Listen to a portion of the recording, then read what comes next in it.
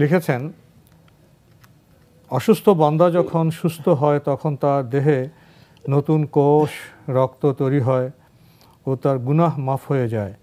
এমন বক্তব্য কি শুদ্ধ? দুটো ভিন্ন জিনিস। অসুস্থ ব্যক্তি সুস্থ হলে তার নতুন কোষ তৈরি হয়, এটা ঠিকই বলেছে, এটা বিজ্ঞান প্রমাণ করেছে। এবং মানবদেহে প্রত্যেক 6 মাসে রক্ত তো তৈরি হয়, কোষ তৈরি, নতুন নতুন কোষ তৈরি হয়, রক্ত তৈরি হয়। এবং পুরাতন কোষগুলোকে, যেগুলো দুর্বল হয় সেগুলোকে শক্তিশালী যে নতুন কোষগুলো, এগুলো খেয়ে ফেলে। আর যদি খেতে না পারে তাহলে কিন্তু সেখানে মানে সম্ভাবনা রয়েছে ক্যান্সার হয়ে যাওয়ার।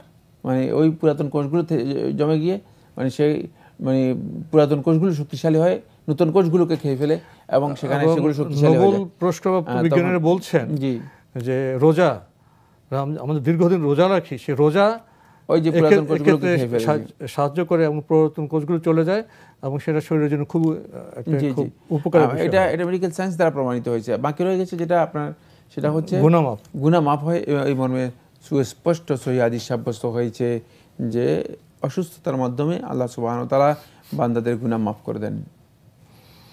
আসলে এই অসুস্থতা প্রসঙ্গে মানুষের মধ্যে যে ধারণা, নানা রকমের মিশ্র ধারণা, তার থেকে তো ইসলামের ধারণা অনেক পৃথক এবং স্পষ্ট। জি জি। অনেকে মনে করে যখন অসুস্থ হয় এটাকে আমার উপর আপদ বিপদ, স্রষ্টাকে আমাকে ত্যাগ করলেন, ভালোবাসেন না, হতাশ হয়ে যায়। আর ইসলাম তো এর বিপরীত কথা বলে। না, অসুস্থতা যেটা, অসুস্থতা মূলত মেহনা নয়, বালিয়া মিনহা। আহলে সুন্নাত ওয়াল জামাতের উলামায়ে কেরাম এবং সলফে সালিহিনের বক্তব্য হচ্ছে, অসুস্থতা বান্দার প্রতি মেহনা নয়। মেহনা হচ্ছে যার মাধ্যমে বান্দাকে কঠিন পরীক্ষার মুখোমুখি করা হয়েছে এবং এই পরীক্ষায় উত্তীর্ণ হতে বান্দা হয়তো হইতেও পারে, নাও হইতে পারে।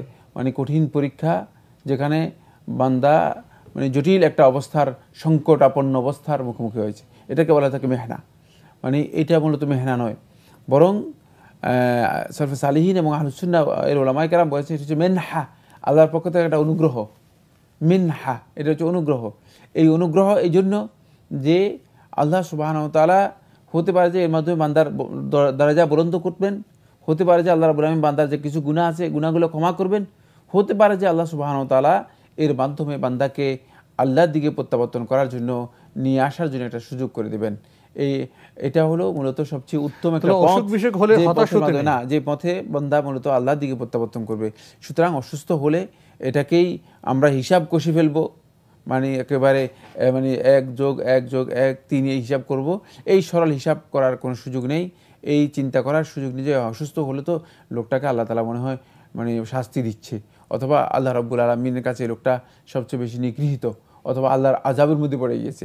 এই হিসাব কষা এটা ভুল, এটা আল্লাহ রাব্বুল আলামিনের কাছে এভাবে গ্রহণযোগ্য নয়। বরং অসুস্থতা আল্লাহ রাব্বুল আলামিনের কাছে সবচেয়ে বড় মেনহা বান্দার জন্য।